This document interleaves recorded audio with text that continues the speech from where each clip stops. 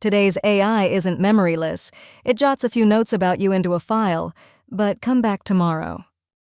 Who are you again?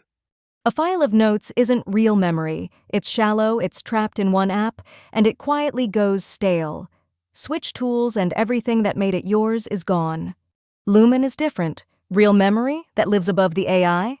It learns you, your projects, your preferences, the decisions you have made. And it remembers by meaning. Ask in a completely different way, and it still finds the right memory. Welcome back, right where we left off. It sorts what matters, your standing rules, the facts, the story so far, then hands back only the pieces that fit. It even keeps itself clean. Stale or contradicting notes get reviewed and retired, so your AI never runs on old information. Swap the AI and the memory stays. Because it was never the AI's, it is yours.